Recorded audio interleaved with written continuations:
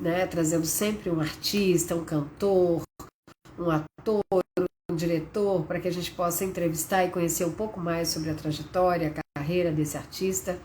E hoje nós temos a honra de receber o nosso querido e talentoso Gabriel Taco, que está aí em cartaz, vai reestrear no dia 3 de dezembro, né, agora, com o espetáculo, com o monólogo Relatos de um Homem Só, falando e trazendo à tona o tema, né, da violência contra a mulher, e é um tema de utilidade pública, como eu já coloquei. Um dia antes, né, que amanhã, dia 25 de novembro, comemoramos o Dia Internacional da Eliminação da Violência contra a Mulher. Então, muito propício o tema, trazê-lo aqui hoje para nós. Vamos aí, mandando os aviõezinhos, né, porque tem um delay, e também coraçõezinhos para ficarmos ali na barra de rolagem com preferência. Já que estão entrando aqui, ó, Rosana, querida, como você está? Um beijo aí para você, para Maringá. Vilma Dias, minha fiel escudeira, um beijo. E o nosso querido Gabriel Taco, nós vamos falando já com ele. Para ele, já ninguém melhor, né, para contar um pouco sobre as dificuldades, os obstáculos, as vitórias, as conquistas e o sucesso dessa carreira brilhante desse nosso querido. Então já vou pescá-lo aqui, né? Vou também mandar aqui um pouquinho para o pessoal, para saber que já estamos aqui, para que não percam, para que venham estar aqui conosco, né? E eu já estou aqui chamando, agora eu vou pescar o nosso querido Gabriel. Já te vi. Nossa conversa. Vê se deu, Gabriel. Foi aí? Deixa eu ver se agora foi. Oiê, Olá, tudo bem, tudo meu querido? bem? Tudo bem? Tá Tudo já, ouvindo tá me direitinho? ouvindo? Tô. Tem um delayzinho, mas tá tudo certo. Tá me ouvindo bem? Tô te ouvindo bem, sim, natural, né? Tá Natural, o pessoal perfeito. já tá entrando aqui para te prestigiar. Eu já estava fazendo uma breve apresentação, porque o tema, como eu sempre coloco para você, e nós sabemos mais do que ninguém, e fico muito orgulhosa, Gabriel, de termos um homem falando sobre o tema, porque o feminismo é para todos, né? Esse grau de igualdade da mulher não é um problema só das mulheres, muito pelo contrário, os homens realmente que sabem a importância do tema, valorizam a mulher, sabem o quão importante é o tema para a sociedade, para a nossa vida. Então, eu já te parabenizo inicialmente, vamos falar um pouco da sua trajetória, até falarmos desse espetáculo, desse monólogo que tem aí um tema mais do que de saúde pública, de utilidade pública, e eu fico muito honrada de ter você, um homem, falando sobre isso, né? Ah, obrigado, Rose. Eu fico realmente feliz aí e lisonjeado com o convite. Para mim é um prazer enorme falar sobre esse espetáculo que acabou se transformando no meu propósito de vida. Luiz Demor, beijão. Viu? Luciano Malman também entrou aí. Raíssa, sejam todos bem-vindos. Para mim é um grande prazer falar sobre isso, sabe, Rose? Eu acho que é exatamente isso que você falou. A peça, né? Quando a gente escolhe um espetáculo de teatro, a gente espera muitas vezes. Deixa só uma batidinha aqui. A gente espera muitas vezes ir atrás de entretenimento. Eu não estou nem falando na questão de ser uma comédia em si, mas a gente vai atrás de entretenimento em si. Eu, com essa Sim. peça, eu quis trazer esse caráter, né? Uma peça de caráter com cunho social, de preventivo com relação à questão da violência contra as mulheres, e eu acho mais do que nunca é um momento mais do que pertinente para a gente falar sobre isso. Mari Chinev, bem-vinda também. Que eu Sim, vai acho, falando né, aí, muitas pessoas já pessoal. sabem, as estatísticas na pandemia em relação à violência contra a mulher, elas dispararam, exatamente porque as mulheres foram obrigadas a passar mais tempo aí junto com os agressores dentro de suas próprias casas. Alícia, beijão, bem-vinda. A Alícia também tem um projeto espetacular, assisti o espetáculo dela lá em Curitiba. Sensacional. O grupo Legal, deles. depois passa Marina, para mim, bem-vinda eu também. coloco isso. Eles têm um espetáculo, Companhia Gufa de Teatro, acertei. Assisti lá no Festival de Curitiba um espetáculo que fala sobre violência Olha que que legal. é espetacular, assim, né? Espetáculo incrível, bem emocionante, que fala sobre uma história real também de um trans que foi assassinado. Poxa, Depois eu vou falar Vale a contigo aqui. pena prestigiar. Eles têm um trabalho super interessante também nesse sentido. Para quem não sabe, o Brasil também é o país que mais mata trans no mundo. E o Brasil está em 5º lugar no ranking mundial de feminicídios. Então, é uma posição que não é honrosa para ninguém. Então, com o espetáculo, o que eu pensei, Rose? Se a gente for falar sobre o espetáculo primeiramente aí, que está na cara do gol, se você quiser antecipar alguma outra coisa, se quiser me cortar, fica à vontade. Eu até vamos falar até mais sobre o espetáculo, que é um assunto que super me interessa, você sabe disso em relação ao movimento que eu tenho e o trabalho que eu faço. Eu tive a honra de você me dar a oportunidade de fazer uma pequena matéria ali com você, falando sobre isso também. E eu quero falar, amanhã, inclusive, é o Dia Internacional, como eu te falei, da eliminação, né, contra a violência doméstica, e que veio esse dia através das irmãs que foram assassinadas, na verdade, dominicanas, né, que foram assassinadas. Então, e dali tudo começou para se ter esse alerta. Então, eu acho muito importante. Mas é claro que o pessoal também quer ouvir um pouquinho do Gabriel. Então, eu vou dar uma resumida na trajetória de sucesso do Gabriel, e depois vamos falar mais sobre esse tema que eu acho de extrema relevância e uma causa nobre que envolve todos nós. Eu queria dar um resuminho, né, desse formado em comunicação social, fez pós-graduação na USP, né, sempre dedicado às artes, que começou ainda na escola fazendo suas peças e já sabia o que queria desde lá. Então, eu queria que você falasse um pouquinho desse sonho, como começou o sonho do Gabriel de ser ator. Né? Lá é Campinas, que você é de Campinas, né, Gabriel? Eu estou em Campinas aqui. Na verdade, eu circulei por muitos lugares assim, né? Eu sempre tive isso na minha cabeça. Eu queria ter o maior número de experiências possíveis em diferentes lugares, e em especial em São Paulo e no Rio de Janeiro. Sim. Mas eu já fui funcionário público, né, concursado, e pedi para sair lá em torno dos meus 20 anos, uma época que eu já estudava teatro aqui em Campinas. Sim. Você tem Macunaíma também, né? São Paulo. Sim, sim. E aí, quando eu trabalhava como funcionário público em Valinhos, que é a cidade do lado aqui de Campinas, eu era fiscal da vigilância sanitária. Né? E aí, paralelamente a isso, eu fazia teatro. Então eu ia para São Paulo fazer teatro, assistir espetáculos de teatro. Depois trabalhei na IPTV, que é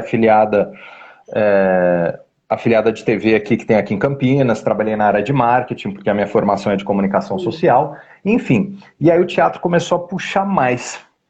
Né? Começou aquela questão do teatro mesmo, de que todos os atores sentem, de Anderson, beijão, assistiu minha peça, incrível. A gente vai levar a peça lá para o Tribunal de Justiça também, do Rio de Janeiro. Maravilha! Eu acho que eu estava até no dia que ele assistiu, não foi, Gabriel? Ele está aí, o Anderson, provavelmente. Nossa, foi tanta gente. Foi incrível mesmo. O carinho foi muito grande. Enfim, mas de forma resumida eu comecei a fazer teatro e de alguma forma eu precisava me manter em São Paulo através disso. Então aí nós como atores, a gente começa a fazer uma série de coisas nesse sentido, enfim. Que é uma história bem longa, isso. A gente faz publicidade, a gente faz teatro empresa, a gente faz vídeo institucional, a gente faz locução, a gente faz dublagem, vai fazendo todo esse poporri para manter esse sonho vivo. E olha, minha aluna Elaine, beijão para você que virou mamãe, saudades. Dei aulas de teatro também lá em São Paulo. E fiz, né, terminei minha faculdade de comunicação social, terminei meu curso de teatro. A pós-graduação que eu fiz na USP eu não terminei, não consegui terminar. Tinham professores incríveis, assim, coisas que eu trago até hoje, assim, pessoas sensacionais. E aí, enfim, aí eu acabei ficando 9 anos em São Paulo, entre 9 e 10 anos em São Paulo, que eu queria aproveitar tudo que todos os grupos em São Paulo tinham, né? Falando de Antunes, falando de Oficina, falando do Tapa, falando de todos esses grupos que foram e continuaram sendo referências. Então eu queria beber um pouquinho de cada, frequentar os Sescs, frequentar os SESIs, né? Conhecer ali os grupos maiores ou menores, o Teatro da Vertigem, que é um grupo que eu achava sensacional, que não existe mais, eu acredito. E depois eu fui parar no Rio de Janeiro, onde eu fiquei mais ou menos também uns 10 anos. Então essa história toda de São Paulo e Rio de Janeiro, deve ter uns 10 anos em São Paulo e mais uns 10 anos no Rio de Janeiro. E eu fui parar no Rio de Janeiro para fazer uma participação em uma minissérie, e acabei estendendo minha temporada lá no Rio de Janeiro, porque eu fui convidado para fazer um teste como apresentador no Shoptime. Alicia, eu vi aqui, é Eu em Ti, o espetáculo desse pessoal sensacional da Companhia Gufa de Teatro, chama Eu em Ti, é um documentário cênico verídico sobre uma morte de um trans que aconteceu aqui no Brasil. Legal. De uma Vou pessoa falar com trans que você. aconteceu no Brasil. Enfim, aí fui virar apresentador de canal de vendas. Fui trabalhar no Shoptime, fiquei alguns anos por lá, para mim foi sensacional. Era um tipo de Sim, formato que eu jamais havia pensado em fazer, mas para mim, como ator, ali para mim foi a grande escola como apresentador. A versatilidade, o improviso, a prontidão, a riqueza de vocabulário, a agilidade que aquilo ali me deu, me abriu portas assim, dezenas de outros lugares. Inclusive até hoje eu utilizo coisas que eu aprendi lá no Shoptime, né? Então faço legal. muita coisa de vendas nesse sentido, muito varejo. Depois voltei para São Paulo, fiz algumas campanhas na Polishop e fui trabalhar também na Mega TV, que é um outro canal de varejo de São Paulo. Enfim, Sim. aí veio a questão da Você pandemia. falou da minissérie, e aí até para a gente É, fazer um link, foi a Mad Maria que você contracenou com a Ana Paula Arósio, né? Que você, foi isso, essa que é? foi. Fiz Tá, uma participação no início da minissérie. Para quem não sabe, a Mad Maria é uma minissérie que passou em 2005 na TV Globo, que sim, era uma minissérie documental do Benedito Rui Barbosa, que retratava a Márcio, esqueci o nome do autor do livro, mas quem roteirizou para a televisão foi o Benedito, sim, que retratava a construção da ferrovia Madeira-Mamoré, que aconteceu na região da Amazônia, que na época sim, havia, no final do século XVIII, início do século XIX, havia um transporte intenso de madeira pelo rio, né, ali pela região da Madeira-Mamoré. E aí, a ideia das pessoas que extraíam a borracha, como era um local, o Rio Madeira é um rio com muita queda, muita turbulência, eles tinham dificuldade para transportar a borracha através do rio. Então, eles tinham que tirar o barco do rio, transportar por terra, voltar para o rio, e isso era muito trabalhoso. Então, eles decidiram construir uma ferrovia cortando a selva sim, amazônica, onde morreram milhares de pessoas, vieram alemães, italianos, europeus com um projeto de vida, para fazer a vida na região amazônica. Se tiver algum sim. historiador aí e quiser me corrigir, fique à vontade. Que isso faz mais ou menos estamos indo para 16 anos. Que na Sim, época eu acabei lendo muita coisa. E aí os europeus vieram para cá para ajudar na construção dessa ferrovia, só que morreram muitas pessoas ao longo do tempo. Parece que a selva estava realmente expulsando as pessoas dali, né? Tanto é que foi um projeto sim. que eu não lembro exatamente se ele foi concluído, mas que durou muito tempo, gastou-se muito dinheiro, milhares de pessoas morreram, e esse projeto ao longo do tempo acabou sendo abandonado. E eu fiz Sim, uma como foi a sua participação experiência? Hã? Sim, hein, Gabriel? Como foi sua experiência chegando na TV? Que normalmente as pessoas querem saber. Você querendo, né, concretizar um sonho, e inclusive uma carreira profissional, chegar justamente na Rede Globo para fazer uma peça, assim, uma minissérie de tamanha, né, repercussão histórica, inclusive. Como que foi para você o seu sentimento nesse momento? Rômulo, beijão para você. Estamos aqui. Já Olha, deixei Rose, registrado. vou Dá falar um para beijinho você. para ele. Rose, para mim foi Foi. terrível.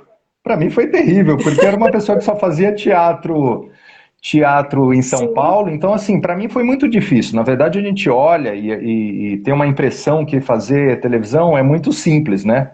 Claro que tem toda uma é. estrutura por trás disso, mas essa estrutura muitas vezes ela amedronta, ela assusta e muitas vezes a gente também não está pronto. Então eu não cheguei pronto para fazer televisão.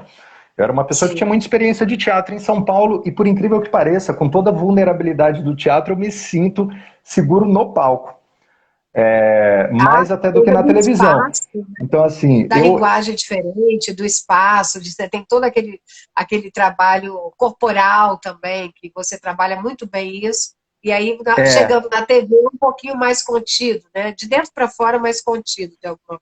e para mim foi terrível, foi muito difícil me colocar numa caixinha ali. Eu acho extremamente difícil, é uma situação muito comum para atores de teatro e para muitas outras pessoas. Sim. Eu acho, eu não tive muitas experiências em televisão, depois dessa participação na Globo, eu fiz mais 8 ou 10 participações na Record, algumas no SBT, enfim.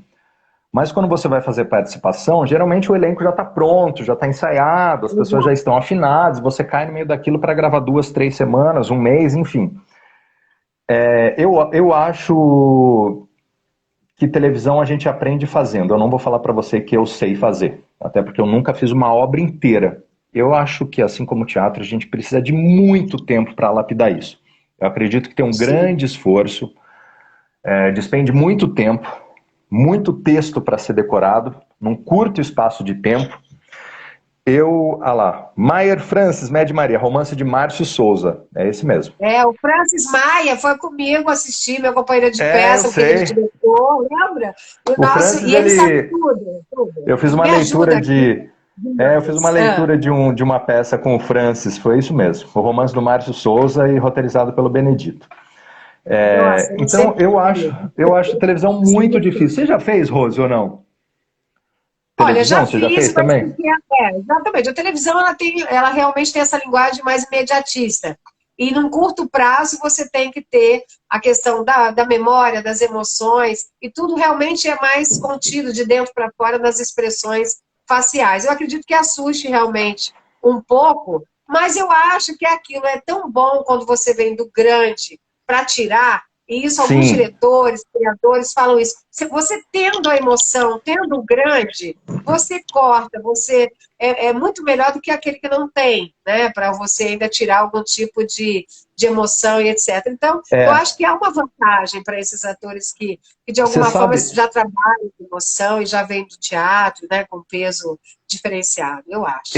eu acho que os atores mais antigos, que praticamente começaram junto com a TV, né? A gente pode falar de Tony Ramos, Francisco Coco, né? Todos esses Sim. figurões da TV que vieram do teatro e praticamente começaram junto com a TV, eles conseguem transitar de uma maneira bem interessante. Mas ultimamente eu tenho visto no teatro acabei assistindo um espetáculo essa semana em São Paulo, né? E antes da pandemia, eu geralmente assisto muita coisa semanalmente. E, e eu percebo muito a linguagem.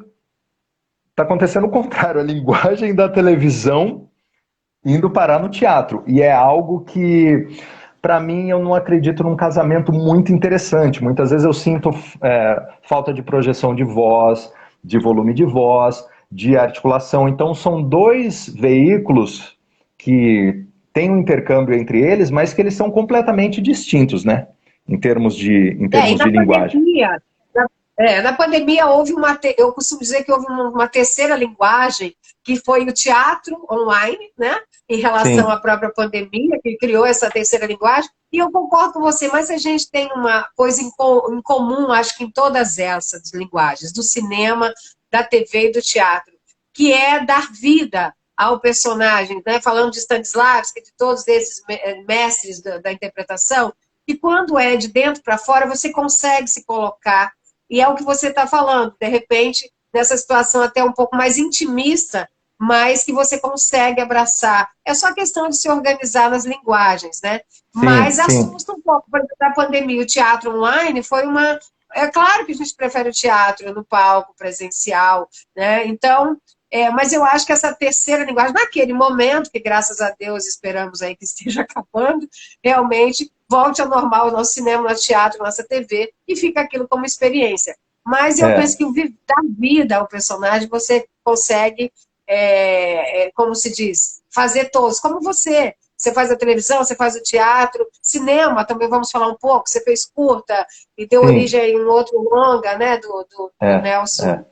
Rodrigues. Então, eu acho que essa versatilidade é o que eu admiro bastante e gosto de falar sobre isso. Claro que você nunca se sente pronto, mas você vai lá e É, faz. E eu acho que isso é um ganho, né? É um ganho para é você e para artistas, eu se a penso. gente for falar de cinema, Rosé, eu estou falando tudo a respeito do meu ponto de vista, né? De acordo com a minha experiência aí trabalhando com isso Claro, há 25 anos. Mas é, talvez o lugar onde eu tenha menos experiência seja realmente na televisão. Mas no cinema eu percebo que tendo uma linguagem voltada para o cinema, já que o cinema trabalha muito com essa questão da imagem, né?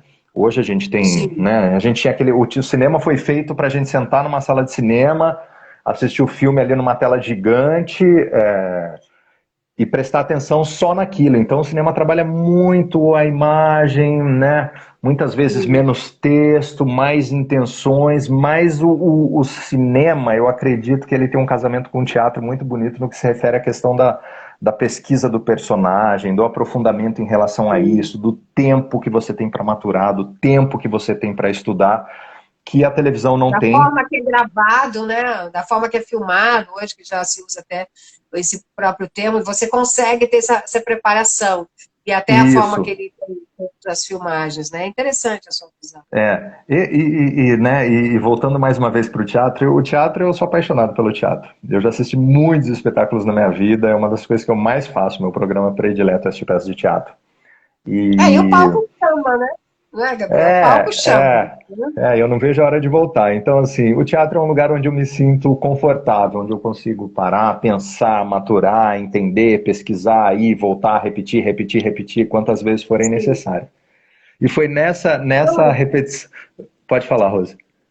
não, pode falar, pode finalizar. E foi nessa repetição, nesse trabalho que eu comecei, eu vou falar do Relatos de Homem Só, que eu entrei em 2017, comecei a entrar nessa história da questão da violência contra a mulher, sabe? Sim. Não sei se eu já contei, eu contei numa outra live aqui, teve um dia que eu estava em São Paulo, lá se você quiser perguntar alguma coisa, pode me cortar, Rose. Eu estava lá na... Nós falamos muito, tanto eu quanto você. Essa live vai se estender. Não, eu só queria É, agradecer as pessoas que estão aqui conosco. Matheus Lumiere é um querido também. Ele é um ator cadeirante lá do Nordeste, é um menino super interessado. E a gente fica emocionada dessas pessoas vencendo as suas limitações através da arte também, né? Quero agradecer fantástico. também o Renato Tocair, que está aqui conosco. É um ator, amigo, querido também, que se dedica ao cinema, ao teatro, à TV e está aqui conosco. Ao Luiz de Mor, que escreveu aí também, diretor, escreveu bacana, Gabriel, acho o teatro mais difícil, e essa Sensacional, visão. ele é ótimo, Luiz. Beijão, Luiz. E aí, então, só para homenagear as pessoas que estão aqui conosco, pode continuar. Ó, o Rômulo Trajano disse aqui, o Nogueira, que pediu um beijo, eu sou do Ceará, e disse que nunca foi uma peça de teatro porque lá não tem. Então, mas daqui a pouco nós vamos conseguir fazer com Rômulo, que tenha teatro em todos os olha lugares, só, a né? minha ideia, Rômulo, é levar meu espetáculo para todos os lugares que eu consegui no Brasil. Tanto é que eu montei uma estrutura de luz e som apropriada para isso, né, Rose? Então, assim, você Sim. assistiu o espetáculo lá no Laura Alvim, que é um teatro propriamente dito, mas eu tenho a estrutura de luz e som. Exatamente para levar com essa versatilidade, com essa facilidade, economia, enfim, levar o espetáculo para qualquer lugar. Então, tem a estrutura de Sim. som e luz aqui na minha casa, e a minha ideia é levar para o maior número de espaços possíveis, já que os teatros a gente tem um custo maior, tem todas as questões de pauta, enfim. E Não, eu e eu faço muito concordo com o isso. Anderson. Eu concordo com o Anderson aqui do início e até convido a ele para ver lá o meu movimento também, o Justiça de Salto Alto. Ele estava no dia no espetáculo e eu concordo com ele que a sua peça tem que estar não só em todas as cidades, como em todos os maiores locais que você puder levar, inclusive nos tribunais de justiça de cada estado, inclusive nas escolas de magistraturas e todo o alcance que você puder nas OABs de todos os estados, porque, como eu já disse, é um trabalho de saúde e utilidade pública e tem a ver com a causa que é de todos nós, né? A causa é nobre e você acertou e acerta sempre, todos os dias, quando traz à tona esse tema. E sendo homem, parece que é uma coisa clichê, mas não é. Trazer isso, né? Um homem trazer isso, é tão confortável e é tão, assim, enaltece tanto mais ainda o tema para provar que o feminismo, o grau de igualdade e a luta contra a violência doméstica é um problema de todos nós. E não tem essa coisa de usar pejorativamente. As pessoas entendem ainda erradamente o feminismo como uma versão, utilizam-se de uma Sim, falácia chamada feminismo para dizer, sim, olha, é a aversão ao homem, não é isso. O feminismo real, original, é aquele que luta por um grau de igualdade, de condições e direitos. Então, desfazendo essa questão que também fazem, né, por vontade própria, intencional, para destruir o movimento em prol do que a gente entende ser de direito, eu acho que sendo trazido por um ator, por um homem, isso ganha ainda mais força e é muito gratificante para nós que temos movimentos nesse sentido. Concordo com o Anderson que tem que estar em todos os tribunais, OABs, e o que eu puder colaborar, vou colaborar nesse sentido. Que eu acho Eu que fico tem que ser feliz, muito. Rose. Você sabe, eu acho, né? Eu comecei a observar, eu comecei a criar esse espetáculo em cima exatamente disso, né? Dessa percepção de há quanto tempo a gente vê as mulheres sendo violentadas e por que isso não para, né? Da onde está vindo isso, né? De onde vem isso? Quem é esse homem? Em que ele acreditou?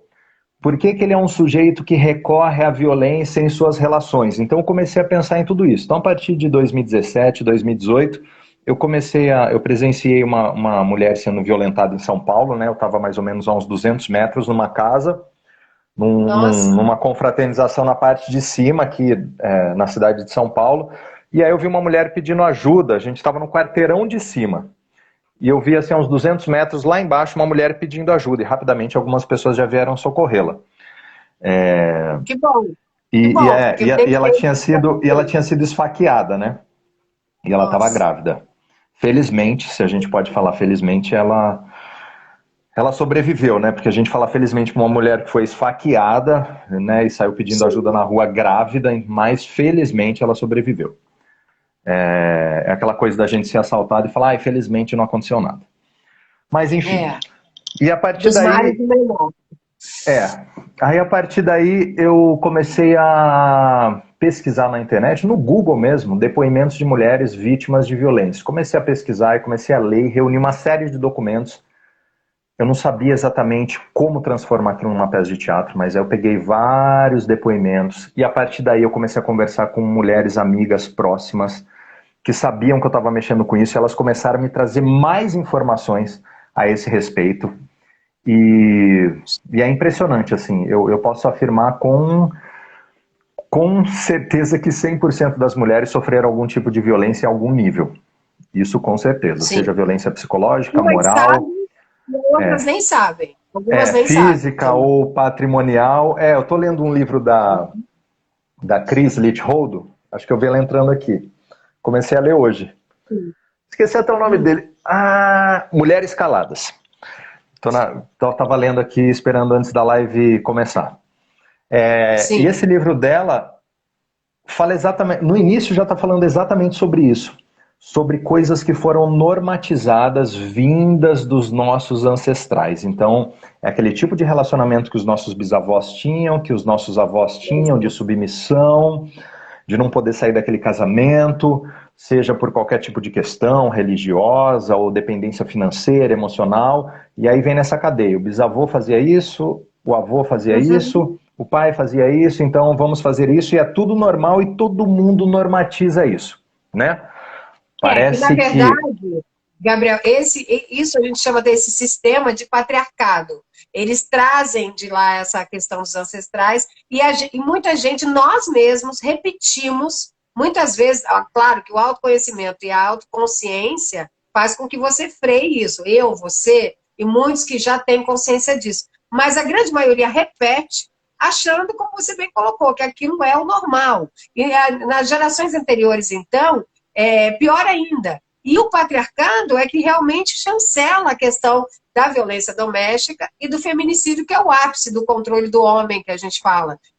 Já o último grau de violência nesse sentido. E esse patriarcado, ele vai assolando as mulheres todo santo dia. É como se ela fosse culpada de ser mulher, né? Então, eu fiz uma palestra ontem na OAB aqui do Rio, junto com a Associação Nacional e Internacional de Imprensa, que eu faço parte também como jornalista, e é para dizer exatamente isso. Até das matérias, e eu vou aproveitar o seu gancho para falar, e as pessoas vão observar. Os jornalistas têm que tomar cuidado quando se coloca as matérias nos jornais, para não colocar a mulher como culpada ou justificar. Você pode ver que quando a mulher morre numa situação de feminicídio, em um relacionamento, aparece assim, olha, morreu, marido mata a esposa por ciúmes. Isso sem contar lá atrás, que era em defesa da honra, que graças a Deus o STF já retirou isso há muitos anos. Né?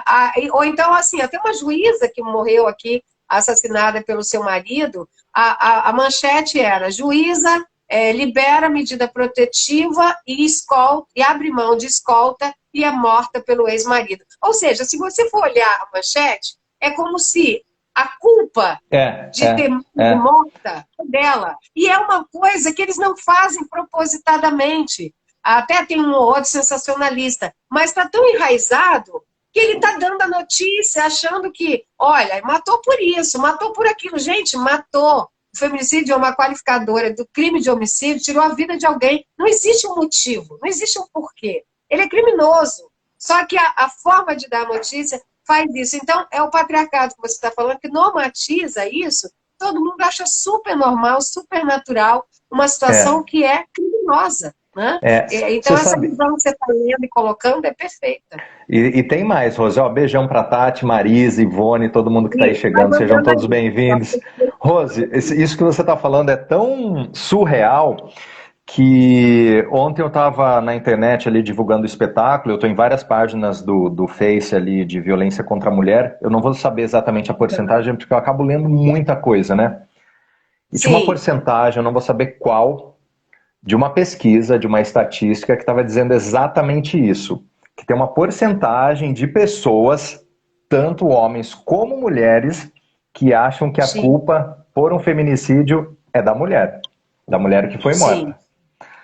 E no caso de estupro, por exemplo, de outros tipos de violência, graças a Deus está se evoluindo, mas ainda falta muito, que há sempre uma busca para justificar isso, e pasmem, muitas vezes de outras mulheres. O machismo não está só no homem. Tem muitas mulheres que ainda tentam, diante de uma notícia dessa, querer normatizar e culpabilizar a vítima. É aquela coisa que a gente ouve, por que ficou? Porque não saiu antes, entendeu? Mas quem não entende do abuso, porque o abuso não se sai antes. Primeiro que ela demora séculos para entender. Então, mas as pessoas entram nessa. As pessoas entram nessa questão, né? Por que ela não saiu antes? Só que tem um caminho psicológico ali, um cerceamento de liberdades, muitas vezes uma dependência financeira que faz com que a mulher não consiga sair daquela situação, né? Gabriel, hoje já há comprovações físicas e científicas no sentido psíquico que realmente a mulher, por exemplo, estando sob abuso, ou qualquer pessoa, tá? Porque abuso não tem gênero, mas nós falamos das mulheres que em sua maioria é a grande parte de vítimas, né? Tem crianças, tem funcionárias, tem homens em relação a abusivos, mas nós falamos, claro, daqui é incidente dessa minoria que sofre tudo isso. E, na verdade, a vítima de abuso, ela tem o mesmo comportamento, a mesma liberação de adrenalina e de substâncias que um soldado de guerra. Ela está sempre em alerta. E isso aumenta a amígdala dela, né, a parte cerebral, e dá distúrbios. Aí, muitas vezes, envolve doenças tipo psoríase, lúpus e outras doenças autoimunes, até hoje um estudo específico de câncer, por exemplo, né? de que isso colabora, porque destrambelha todo o sistema da pessoa. E é uma situação horrorosa. Então, esse abuso, primeiro que é difícil ela despertar que ela está sendo abusada. Ela sempre busca aquela pessoa maravilhosa que ela conheceu lá atrás. Então, quem está fora, até juízes, promotores, pessoas que lidam, só passam a entender essa situação quando lidam diretamente com a violência doméstica. Eu já tive a oportunidade de entrevistar alguns juízes que eram de outras áreas, de crimes considerados, entre aspas, né, de maior ainda potencial, que para mim o de maior potencial é aquele que a pessoa tinha só confiança, né? Então é maior do que aquele bandido que te assalta na rua, mas esses juízes que estavam fora, por exemplo, desse meio abusivo da violência intimista, intrafamiliar e doméstica, quando eles foram para essa área, dessas várias, aí é que eles começaram a entender, que antes eles julgavam também, mas por quê? A senhora então ficou 20 anos casada com esse abusador? Por que a senhora não foi embora antes? Por que a senhora não reclamou antes? E isso mulheres fazem.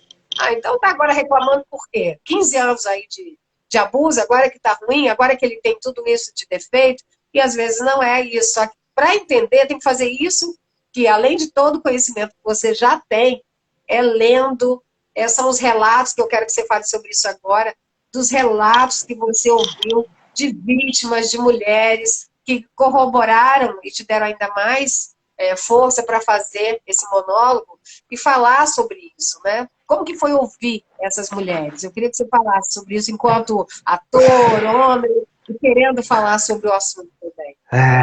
Olha, a história é longa, Rose. Assim, eu acho.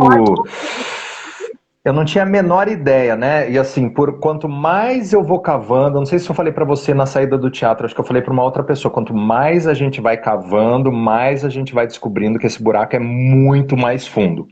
Então as histórias, elas são muito mais aterrorizantes do que elas parecem, né? Eu comecei a pegar os depoimentos na internet, comecei a ler de maneira aleatória. Tem alguns sites, né, que trazem depoimentos, o próprio Universa, do UOL e alguns outros, trazem depoimentos de mulheres, grupos fechados de Facebook, onde as pessoas relatam as suas histórias, e tem histórias, assim, aterradoras, né? E aí a minha ideia era fazer um escalonamento, né, do início dessa violência, partindo de uma violência inicial, assim, de cerceamento de pequenas liberdades, um decote, uma minissaia, pequenas proibições do dia a dia, que estão dentro dessas normatizações que a gente já falou, uma vigilância em relação ao celular, não permitir que a mulher vá para uma academia. Então, essas pequenas coisas que a sociedade acabou normatizando, muitas pessoas próximas me relataram. E muitas também esbarrando em outras questões, já em violências um pouco mais severas, né, já chegando a questão da violência física, de segurar o braço, de empurrar na cama, de jogar o celular no chão. Então começa, né, a ter esse escalonamento da violência, que parte dessas pequenas questões que a sociedade acabou normatizando. Então eu fui elencando uma série de depoimentos, partindo de depoimentos mais leves, digamos assim, chegando a questões mais pesadas, até culminar na questão do feminicídio. E muitas mulheres próximas também me relataram, falou, Gabriel, isso acontece comigo. Gabriel, isso aconteceu comigo. Então, assim, 100% das mulheres se identificam com a peça. Se você assistiu, dá pra perceber. Selma, beijão. Semana que vem eu vou fazer uma live com ela, ela foi assistir o espetáculo também. É exatamente isso que ela está falando. Eu vou prestigiar. Me fala aí, Gabriel, que eu vou prestigiar você. Por todo lado tem mulheres vítimas de alguma forma de violência, Selma, é isso mesmo. E aí, assim, eu percebi que eu era uma pessoa muito rasa nesse sentido, né? E aí, porque nós homens, parece que é uma questão que não cabe muito a nós resolver, que a justiça vai resolver essas questões. E eu acredito também na questão punitiva. Eu acho muito louvável todas as práticas legais que são feitas para tentar coibir esse tipo de ação. Mas eu penso com o espetáculo para a gente não precisar chegar nessa parte punitiva, porque muitas vezes, a hora que a gente chega nessa parte punitiva, a mulher já foi morta. A maioria das mulheres que são mortas já tinham 2 ou 3 medidas protetivas, né? Então eu pensei muito, através desses depoimentos, que eu fui entender a cabeça do homem, né? O que faz esse cara fazer isso? Pensar isso? Acreditar isso, que a mulher é posse dele, que todas as fragilidades elas devem ser eliminadas e sufocadas, que a mulher é de posse dele, né, ele faz toda essa questão psicológica para manter a mulher ali do seu lado. E é em cima de todos esses depoimentos que eu fui chegar nesse cara, que genialmente a diretora da peça fez isso, né? Então fui elencando os depoimentos, aí eu fui transformando em dramaturgia, encontrei a diretora da peça, que é uma mulher feminista envolvida com a causa, assim, que foi genial, ela deu um olhar super precioso para o espetáculo, fazendo com que eu trabalhasse essa questão da masculinidade, porque ficaria inverossímil, né? Eu não teria lugar para falar, lugar de fala para debater sobre um assunto do qual eu não vivo na pele. Eu posso sair agora na rua 8 horas, 9 horas da noite, sem ter medo de ser estuprado, sem ter medo de ser violentado, que a maioria das mulheres, infelizmente, não pode. Então, assim, Aí a gente acabou virando o olhar da peça, em vez de ser um homem, Gabriel, um ator falando em terceira pessoa sobre a violência contra as mulheres, trazendo os relatos de forma distanciada, eu me coloquei no lugar do agressor. E aí eu fui chafurdar todas aquelas minhas coisas internas, e aí eu fui estudar toda a questão das masculinidades, e aí essa coisa também não para mais. Então na peça o que a gente vê é uma apresentação assim contundente e direta, e eu acho muito assertiva e tem um olhar precioso da direção em cima disso. Tinha que ser realmente uma mulher para dirigir, para dar esse olhar, para dar a propriedade de um homem falar sobre esse assunto, né? Senão ficaria inverossímil. E acho que a gente conseguiu ter algo bem feliz ali no palco, né? Tanto as mulheres se identificam com a questão da violência, mas os homens também se identificam, só que de formas completamente diferentes. As mulheres se veem no palco como as agredidas, e os homens também se enxergam como agressores, né? Então, cada um recebe a sua maneira, e eu acho que cada um é tocado em algum momento. E muitos nem sabem, né, Gabriel? Falando novamente do patriarcado, e você falou, muitas vezes antes de eu saber do tema, eu achava que isso era mais para a justiça resolver. Nós sabemos que é uma questão cultural, enraizada na mente das pessoas, e que não adianta leis sancionadas, claro que a lei é um avanço para nós, né? Mas a lei em si, ela não faz a coisa mudar. O que faz são os pensamentos, é o que você está fazendo hoje, a conscientização, as pessoas entenderem, por exemplo, até de crianças. Não se cria masculino e feminino com competição, e sim com as suas diferenças que são agradáveis, mas em parceria. E eu uso muito isso nas minhas palestras, que é justamente você criar, até nos contos de fadas que nós utilizamos, você coloca de uma forma machista. E aí eu pego lá a Pequena Sereia, que diz que a mulher tagarela não tem lugar. A Bela, ela estava aprisionada, né? E na verdade, deu tudo para ela, mas aprisionou ela em cárcere privado. Aquilo é um cárcere privado. E a Cinderela perdeu o sapatinho e teve que casar com o príncipe. Eu falo para minha filha, você não tem que casar com ninguém. A Cinderela perdeu o sapato e ela pode dizer não para ele, querer só um baile para dançar a noite inteira. Então, assim, se você mudar essas visões para prevenção, é essa conscientização que você brilhantemente faz com a sua diretora e com toda a equipe aí que participa, que a gente sabe que é um show onde todo mundo faz acontecer, já contribui, nós somos gotas no oceano, mas a nossa parte vale demais para essa conscientização. E até no nosso judiciário, que vai vir o relato de um homem só dois, eu tenho certeza que o Gabriel vai se apaixonar tanto, porque vai ser a luta nos tribunais. Porque a luta da mulher nos tribunais, ela também é árdua. Ela não é a denuncie e acabou. Não, a gente estimula a denúncia, mas ontem mesmo, aproveitando aqui que eu estou com você, foi sancionada a lei da Mariana Ferrer, que na verdade nada mais é do que a questão da violência institucional. E é claro, para mim, tem ali já uma falha, olha eu aqui, mas que é só para as vítimas de crimes sexuais. Isso acontece, Gabriel, direto e com todas as mulheres praticamente, de alguma forma, em vara de família e em vara de violência doméstica. E nem sempre elas são vítimas de crimes sexuais. A meu ver, deveria abranger qualquer mulher ou qualquer pessoa, ela não, principalmente mulher, ela não tem que passar por nenhum tipo de constrangimento por ela estar ali sendo a vítima. E a defesa, normalmente, do criminoso é tirar a credibilidade de vida da vítima. É porque ela estava com uma saia curta, e você sabe disso muito bem. Porque ela no Instagram, ela tira fotos sensuais. Eu vi. Então, é uma situação... No caso da Mariana Ferrer em si, o crime lá que ela fez, na verdade, que ela foi vítima, há uma situação do processo que tem que ser avaliada em separado, da qual, por exemplo, eu não concordei com o movimento da internet, porque muitas coisas não tem no processo, foi um erro de tipo mesmo. Se não foi a comprovação da vulnerabilidade dela, o rapaz não poderia ser condenado por estupro de vulnerável. Então, um erro ali de desclassificação que não foi feito, de defesa. Acho que ela não teve uma defesa à altura, a meu ver. Mas a lei, o que ela sofreu em audiência é incontestável que foi uma violência institucional. E ela está aí como tema e virou o nome da lei, mas isso acontece, eu que atuo em várias famílias, várias violência doméstica, a defesa do criminoso é atacar Não é assim, você tem que confundir, não pode confundir a ampla defesa, que é um direito dele, com tirar a credibilidade da vítima ou desrespeitá-la em sede judicial.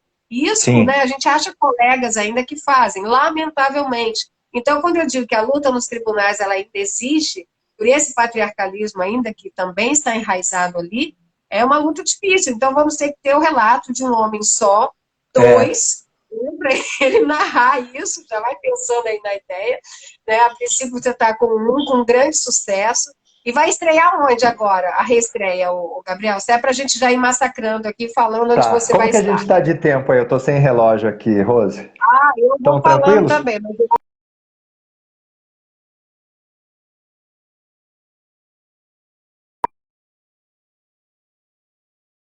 Travou. são 15 para as 10, mas ainda tem um tempinho, Ah, tá mas você pode já tranquilo. falar onde você vai estar. Você sabe, Rose, só voltar um pouquinho nesse assunto, tem uma pessoa que foi assistir a peça, Sim. a Suelen Rocha, que é uma advogada do Rio de Janeiro, que eu conheci ela aí no Rio de Janeiro por conta do espetáculo também. Ela assistiu Ah, 3 ou 4 vezes e ela é uma pessoa que faz um trabalho bem consistente nesse sentido junto às instituições para trazer legal. esse tratamento mais empático e acolhedor às vítimas em si. Então, eu acho que já Sim. tem bons caminhos aí surgindo em todas as direções. Eu Sim, acho sim. esse. Tem até hoje um protocolo já do próprio CNJ para isso, né? O É, né? protocolo existe. Como as leis, existe protocolo para julgamento, inclusive de feminicídio e de outras violências, mas nós sabemos a diferença entre eles existirem e a prática. E eu Sim, estou me referindo realmente à prática. Nós temos leis já maravilhosas, mas a prática ainda é bem ingrata em relação à violência institucional, infelizmente. é, Né? Mas eu é. fico feliz e quanto mais pessoas tivermos engajado no movimento, como a doutora Eu Sueli, acho. etc., eu acho que isso venha, e todas as pessoas que estão nos assistindo, né? Todo mundo tem que fazer a sua parte. Como eu sempre falo, né, Rose? Rose, no final do espetáculo, as mulheres já estão pedindo socorro há bastante tempo. Acho que está na hora dos homens, nós homens, entrarmos nessa discussão de uma vez por Sim, todas. E eu sinto que a peça é apenas uma semente ainda, mas uma semente que ainda vai gerar muitos frutos, né? É, São poucos homens com quem eu posso falar abertamente sobre isso. Os homens ainda têm uma grande resistência, as mulheres têm uma abertura muito maior. Mas eu acho que no palco, a arte, eu vi até uma frase que está lá no seu Instagram, a arte, eu não vou lembrar exatamente, a arte para suportar.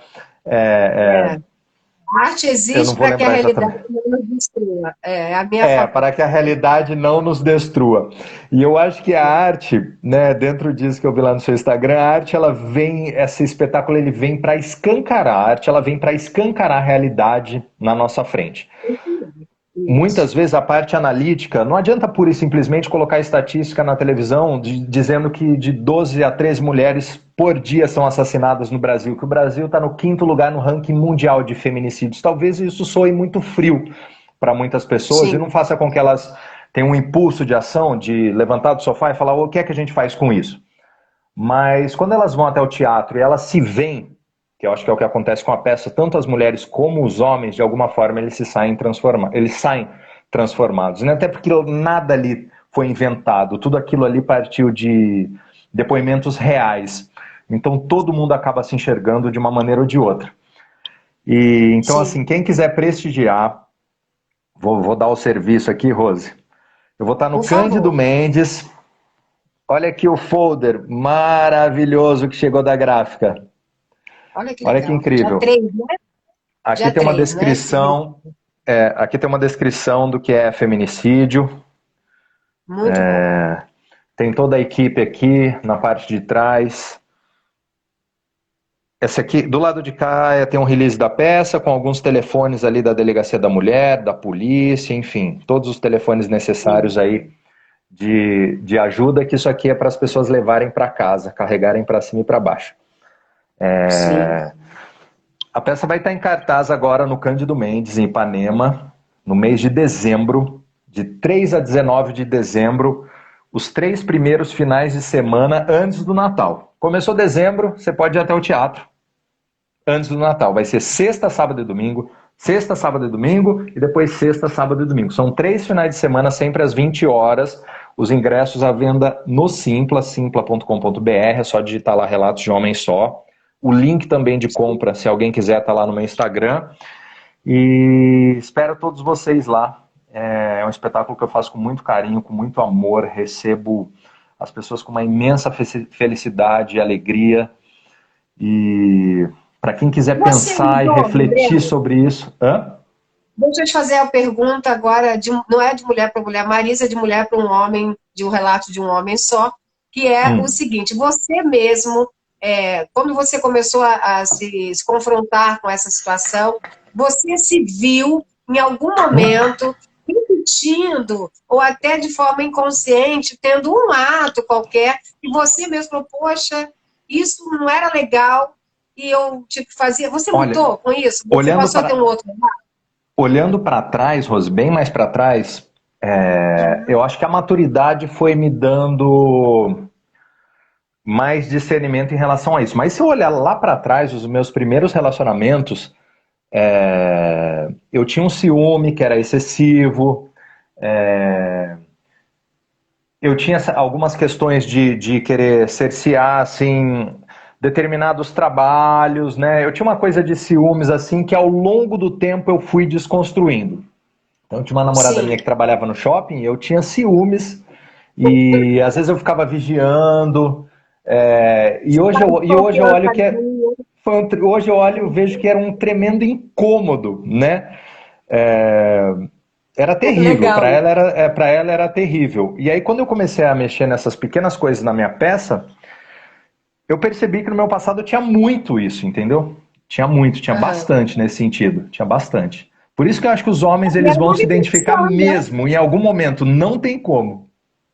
E era uma repetição do que você estava vivendo, aquilo que eu falo da educação, da prevenção, que vai passando isso, né, de geração para geração, como você colocou, e o homem acha que isso faz parte, que isso é amor e proteção. E a mulher às vezes acha também, né, que o cara tem ciúmes, todo mundo gosta de um ciúminho e tal, mas quando isso ultrapassa aquela linha tênue, né, a mulher às vezes justifica, que legal, ele tá só com ciúmes de mim, tá só me cuidando, me protegendo. E o homem tá, tipo, quem gosta tem ciúmes, aquela coisa toda. E que na verdade não é nada disso, né? E você só começa a entender quando você realmente tem esse autoconhecimento que você passou a ter, né? Eu acho que com a maturidade os homens tendem a ser menos ciumentos. Eu acho que homens e mulheres são ciumentos em diferentes níveis, enfim, isso aí, essa questão independe de gênero. Eu estou falando a questão do ciúme relacionada a essa questão da posse da mulher que a gente está abordando agora. Mas e tem algo mais? Você, por exemplo, algo de fala, né? Além do comportamento, algo de fala que você tenha percebido, ou tipo, olha, eu não gosto muito que você, por exemplo, use batom vermelho. Eu acho você tão mais bonita com esmalte assim, francesinha, com cor de boca, cabelo preso. Você sabe que essas coisas assim, essas coisas, Rose, eu nunca tive problema, de verdade. Essas coisas assim, mini saia, decote, eu nunca tive. Essa é uma questão que eu nunca tive problema. Já era evoluído. Você já era uma parte evoluída, então, naturalmente. Eu achava até interessante, eu acho interessante, né? Eu incentivo muito as minhas namoradas. Hoje eu tô solteiro, eu não tô mais namorando, né? Mas eu sempre incentivei muito as minhas namoradas a se arrumarem mesmo, entendeu? Claro. Essa questão eu nunca tive mesmo, de verdade. Ciúme de roupa, de decote, de cabelo, de cor de unha, de boca, nunca tive, mesmo. Já era uma versão evoluída. Eu acho que para isso eu sou muito tranquilo mesmo. Olha, aqui a Vilma Dias, que é uma querida, me ajuda na divulgação, está sempre aqui comigo, ela diz que lindo esse reconhecimento, Gabriel, parabéns. Você saber dessa metamorfose que você teve com a maturidade e com a consciência também dessa bobagem. Você falou assim, olha, eu era tipo um incômodo, né? Engraçado você admitir isso, já é muito legal, concordo com ela. Eu acho que isso faz parte, né? Eu acho que essa evolução, Rose, a gente sempre vai ter coisas para aprender. Eu acho que essa coisa ancestral, né, essa coisa do patriarcado, ela tá tão enraizada que às vezes em pequenas ações, falas, gestos do dia a dia, a gente nem percebe que aquilo ali pode ser agressivo de alguma maneira. E outro dia, uma pessoa que é amiga minha que ela foi assistir o espetáculo, ela falou sobre, eu não lembro exatamente, eu cometi um deslize, ela falou assim para mim, tem que rever alguns comportamentos desse tipo, eu não lembro exatamente o que é, senão eu falaria aqui sem problema nenhum. E eu parei e pensei, falei, nossa, é verdade, eu não tinha parado para pensar nisso. Eu já recebi 2 ou 3 mensagens assim, inbox no meu Instagram de mulheres, claro, porque como eu estou me vulnerabilizando, como eu estou me expondo e comprando a Sim. briga por uma causa tão delicada, mas grandiosa ao mesmo tempo como essa, eu tenho que estar preparado para receber. Olha, Gabriel, isso não foi legal. Falou, ok, entendi. Puxa mesmo, nem pensei nisso. Nem sabia que isso Aham. poderia ser um problema. Então, e aí ela me falou assim, olha, Gabriel, fique atento para você, já que você está mexendo com isso, fique atento, porque sempre, todos os dias, a gente pode melhorar em alguma questão. Você entende? Sim, sim. Sabe isso que a gente estava falando antes? Muitas vezes a gente nem sabe que a gente está violentando e muitas vezes o outro nem sabe que está sendo violentado. E aí a gente Exatamente. começa a entrar, a gente sai dessas coisas maiores e começa a pegar essas pequenas nuances do dia a dia, essas coisas mais sutis que a gente normatizou e que a gente entendeu que estava tudo bem antes, mas é que agora não está mais, porque a gente está num outro mundo, num outro universo, para lidar com as pessoas, com Sim. os outros gêneros de uma outra forma. Então, eu estou comprando essa briga, não é uma briga simples, É. sendo homem ou não, Eu não é uma sei, briga simples, né? eu A sei. gente sabe, eu estou no início dessa briga, eu comecei essa briga em 2017, 2018, então isso para mim é tudo novo, estou entendendo isso e a cada dia eu passo a entender ainda mais conversando com pessoas como você e todas as mulheres que me procuram, em especial na internet, para falar sobre isso. Então eu estou extremamente aberto para receber opiniões, sugestões. Ah, sim, você me faz nisso. Eu me lembro até que a gente conversou um pouquinho no final, e eu ainda falo para você que você assim, teria mais coisas para. Até a Lígia, a querida Lígia Brito, colocou aqui, ó, Lobos em Pele de Cordeiro. Puxando o gancho dela, eu até te Ah, falei daquela violência sutil e do transtorno de personalidade narcisista para que você lesse, que é um assunto também que se o judiciário, os peritos, os psicólogos, todos aceitassem o transtorno como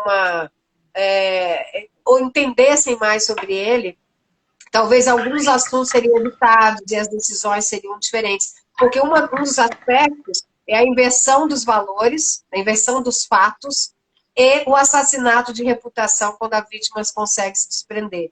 E isso é uma outra violência, né? Quando ela desperta, que ela quer sair, que ela está numa prisão sem muros e ela sai, ele, quando é descartado, ele quer assassinar a reputação daquela mulher para tirar a credibilidade de tudo que ele sabe que é verdade, mas que se ele tirar a credibilidade dela, ele vai ficar ali um pouco mais impune. É um transtorno, não quer dizer que toda violência, por favor, seja baseada nesse transtorno, mas é um dos transtornos que corroboram de forma, e se você for ler, como eu já percebi, que você é muito interessado no tema, você vai se surpreender o quanto ele assola famílias e as pessoas não sabem que ele existe e tratam com uma certa normalidade um transtorno muito sério, porque transtorno, diferente de doença, ele não tem cura, né?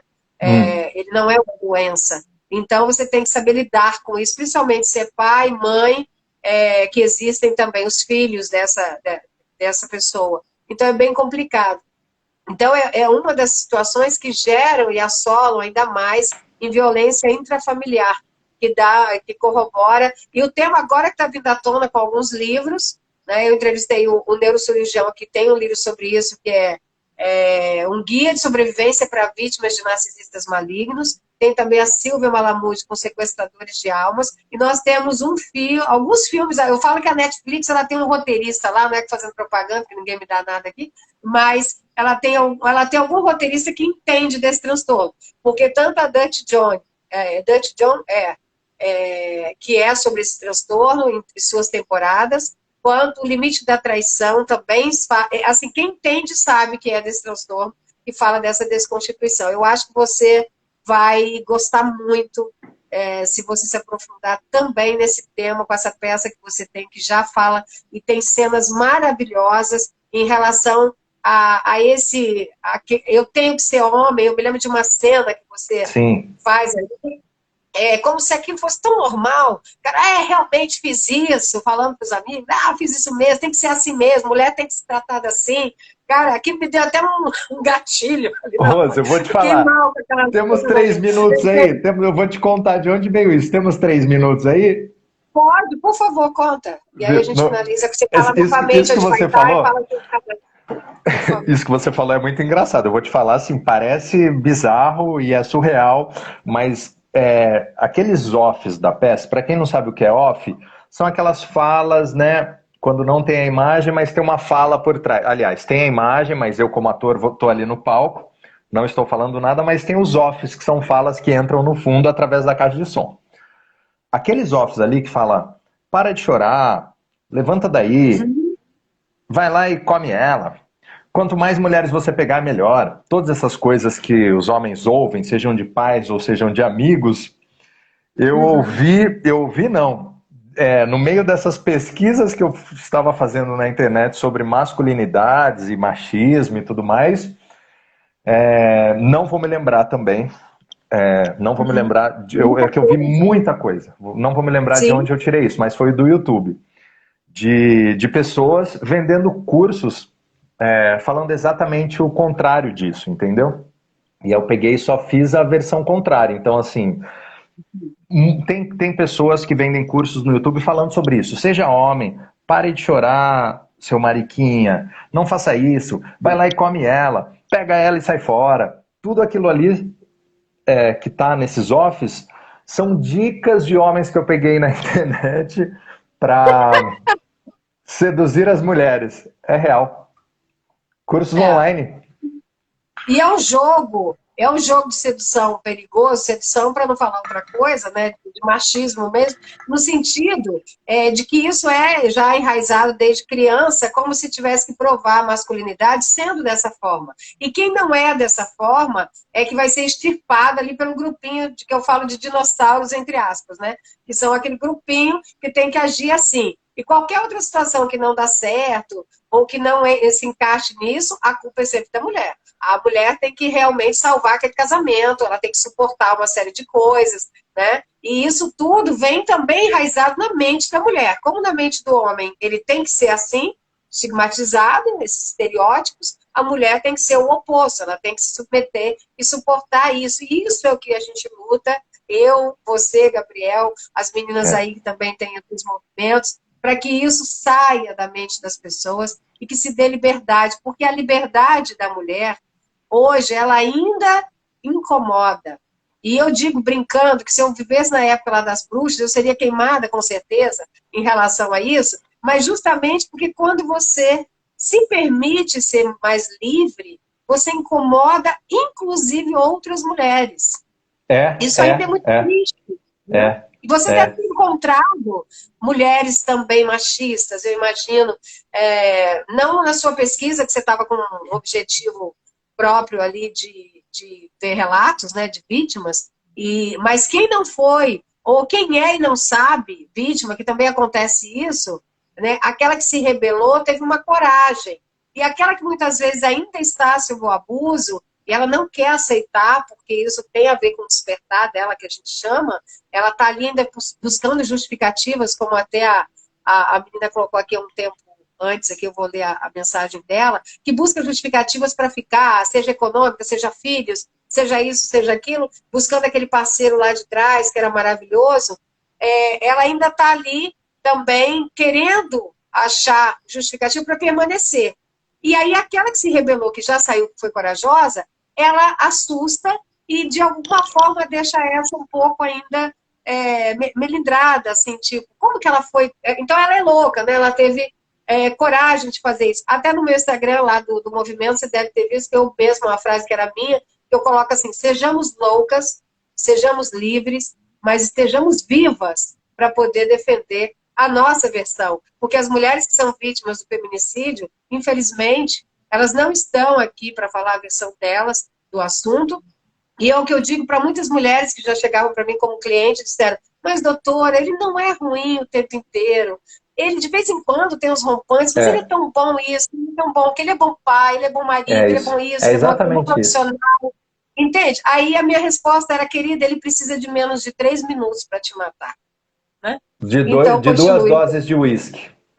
Exatamente. E muitas vezes você não vai ter a segunda chance para contar a história. É triste dizer isso, mas é uma grande realidade, né? É, é, Então, é. eu penso que assim o tema, a escolha, o momento, assim, muito feliz da sua parte, tá?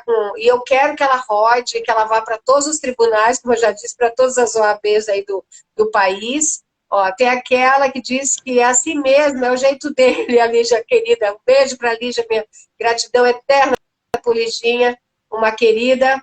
A Fabiana também está aqui conosco. Eu queria ler o que a moça escreveu aqui, que acabou passando, até para Ah, prestigiar. Né? Acho que era Mariana, viu? Minha concordou com ela, mas eu não me lembro o nome dela. E quando a gente vai tentar voltar, se entra outra pessoa, eu não consigo nem sempre voltar. Mas ela é, falou justamente isso, que era a justificativa que a maioria dá ainda para permanecer, sem saber, ela não está desperta ainda, e ela quer salvar de todo jeito aquela relação que ela entendeu como saudável lá no início, né? E acho que vem uma questão de saúde também, como eu falo, saúde pública, enfim. Mas, Gabriel, deixa novamente, deixa as suas redes sociais. Se você quiser falar mais alguma coisa, fique à vontade para a gente finalizar. Se tem algum tema, quer falar a diretora da peça, dar nome ao pessoal. Eu acho importante também tá. valorizar todos da equipe, o É, que você quiser, fique à a diretora da vontade. peça é a Gabriela Gnatti, que é uma pessoa daqui de Campinas, da Unicamp, que trabalhava exclusivamente com mulheres. Ela faz um trabalho bem grandioso com mulheres aqui em Campinas, trabalhando com arte, trabalhando com teatro. Não poderia ser outra pessoa para dar esse olhar que eu precisava para esse espetáculo. Ela teve um olhar assim muito cauteloso e primoroso em todos os sentidos, além de ser uma artista genial.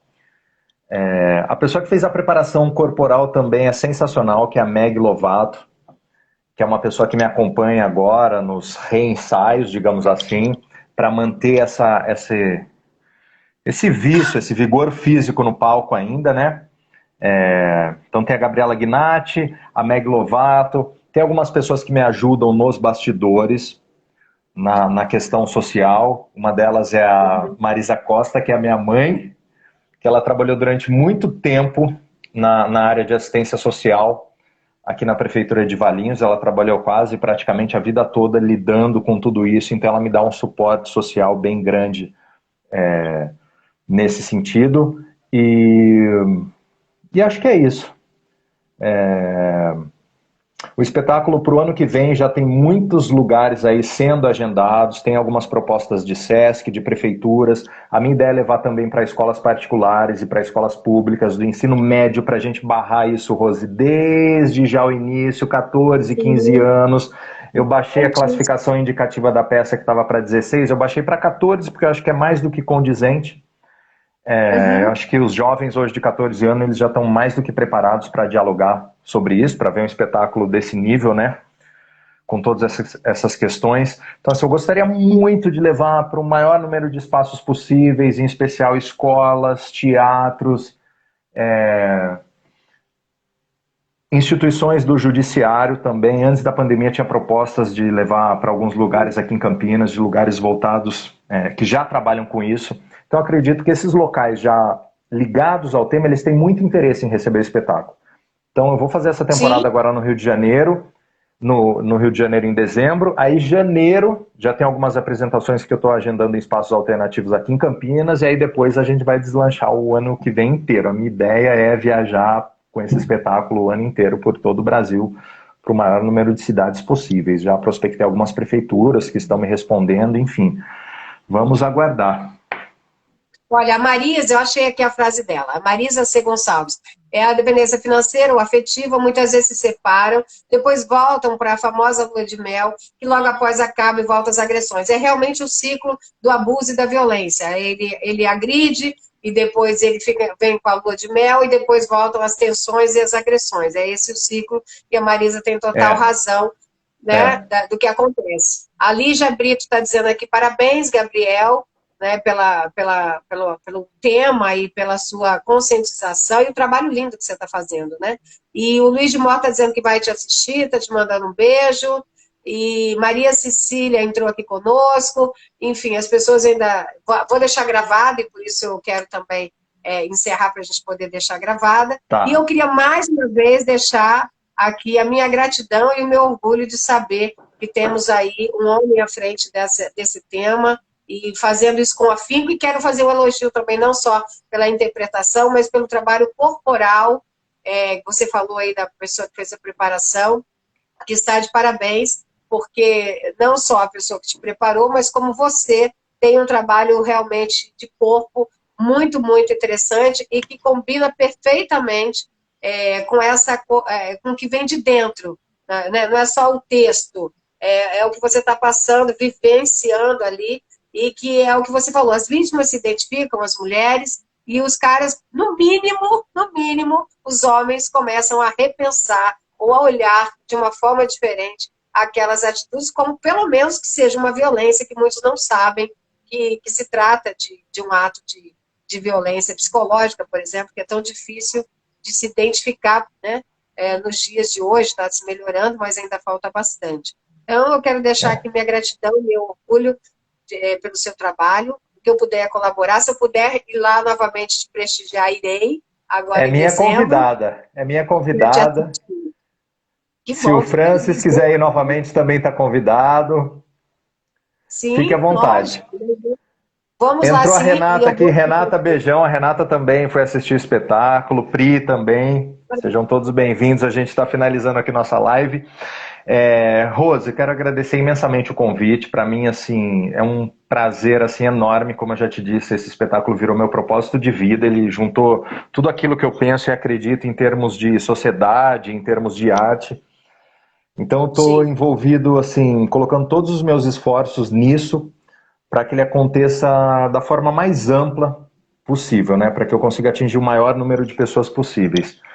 E eu fico muito feliz de ter parceiras assim como você para me ajudar a divulgar esse trabalho, para a gente dialogar, colocar todas as questões na mesa aí de uma maneira assertiva. Fico bem feliz com o convite. Quero deixar um beijo aqui para todo mundo que participou, que entrou aqui na live, e eu estou aberto para essa discussão, para opiniões, para sugestões, para relatos, para depoimentos. Quem quiser acompanhar a agenda da peça, eu divulgo no meu Instagram, que é Gabriel Taco, para quem já está aqui, ou no Instagram da peça, que é @relatos de um homem só. E de 8 a 13 estaremos, Rio de Janeiro, novamente, 8 a 13, não dá pra ver, né? Fica pequenininho, 8 a 13, não, olha eu, 8 a 13, eu olhei de ponta cabeça, tô doido aqui, 3 a 19, gente.